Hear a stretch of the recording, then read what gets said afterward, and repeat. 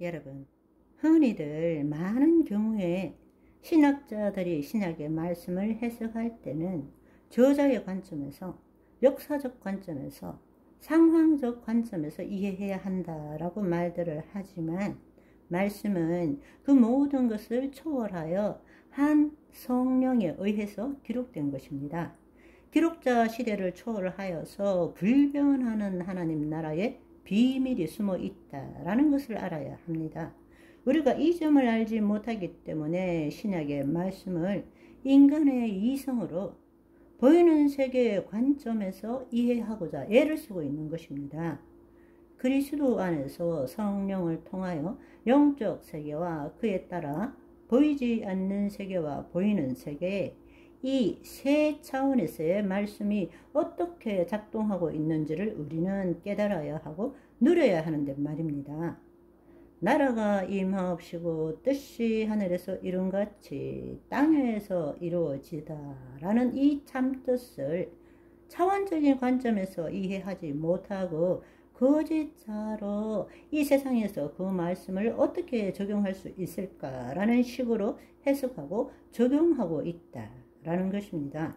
예수님께서 하나님 나라를 왜 비밀이라고 말씀하셨고 비유로 말씀하셔야 했습니까? 하나님의 생명이 없는 자들에게 하나님 나라를 알려주어야 하기 때문입니다. 그러나 서신서는 어떻습니까? 지금은 어떻습니까? 우리는 예수 그리스도 안에 있고 성령의 인도함을 받을 수 있다라는 것입니다. 하나님의 생명 안에 있고 성령의 인도함을 받을 수 있다면 이제는 그리스도 안에서 성령을 통하여 하나님 나라의 비밀을 알고 누려야 한다라는 것입니다. 골로새서 1장 26절 27절은 이렇게 말씀하십니다.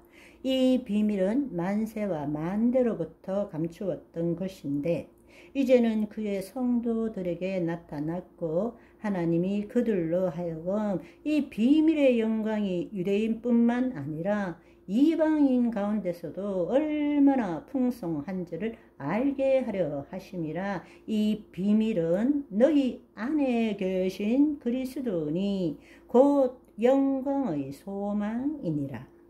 우리가 물과 성령으로 거듭나서 우리의 혼이 하나님의 영 안에 거할 때부터 이제는 하나님 나라가 비밀이 아니라 이제는 하나님 나라를 깨닫고 누릴 수 있게 된다는 것입니다. 하나님께서 사랑하는 자녀에게 주신 모든 약속은 눈으로 볼 수 있는 것도 아니고 귀로 들을 수 있는 것도 아니고 마음으로 이해할 수 있는 것도 아니고 오직 성령을 통해서 이루신다고 말씀하셨습니다. 우리 안에 진리의 영이신 성령님이 계시지 않습니까? 예수 그리스도를 증거하는 영이 계시지 않습니까? 그렇다면 우리는 하나님 나라를 이 땅에 임한 현재적 하나님 나라를 누릴 줄 알아야 한다는 것입니다. 그런데 안타깝게도 여전히 우리는 하나님 나라를 비밀로 여기고 있습니다. 이 땅의 것을 비유한 것을 가지고 풍류적으로 문자적으로 해석하며 이 보이는 세계에서 어떻게 살아야 될지에 초점을 맞추고 있다라는 것입니다.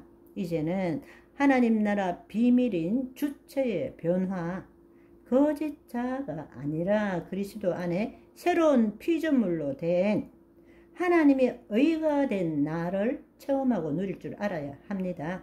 단순히 보이는 세상이 전부가 아니라 보이지 않는 세상도 있고 하나님의 영의 세계도 있다라는 사실을 알아야 합니다. 차원적인 관점에서 우리는 이 세상을 볼 줄 알아야 되고 마귀의 통치가 어떤지를 알아야 되고 따라서 우리가 그리스도 안에서 어떻게 마귀의 통치를 무력화시키고 하나님의 영광을 이 땅에 드러내야 되는지를 알아야 하고 누려야 한다는 사실입니다. 바로 그 모든 것을 가르쳐 주신 것이 예수님께서 가르쳐 주신 주 기도문 안에 들어있다는 것입니다. 더 이상 하나님 나라는 비밀이 아닙니다. 하나님의 생명이 없는 자들에게 하나님 나라를 가르치시기 위해서는 그 비밀을 비유로 말씀하실 수밖에 없었지만, 이제 성령님이 우리 안에 계신다면, 진리의 영이 우리 안에 계신다면 우리는 예수님을 통해서 하나님 나라를 누릴 줄 알아야 한다는 것입니다. 너무나 안타까운 사실은 여전히 하나님 나라는 죽고 난 다음에 가는 천당이라고 생각하고, 하나님 나라는 아직도 비밀에 있는 것처럼 착각하고 있다라는 것입니다. 아니요, 그렇지 않습니다. 물과 성령으로 거듭난 자 하나님 나라를 볼 것이요 하나님 나라로 들어갈 것이라고 말씀하셨습니다. 하나님 나라는 어디에 있습니까? 여기 있다, 저기 있다. 아니요.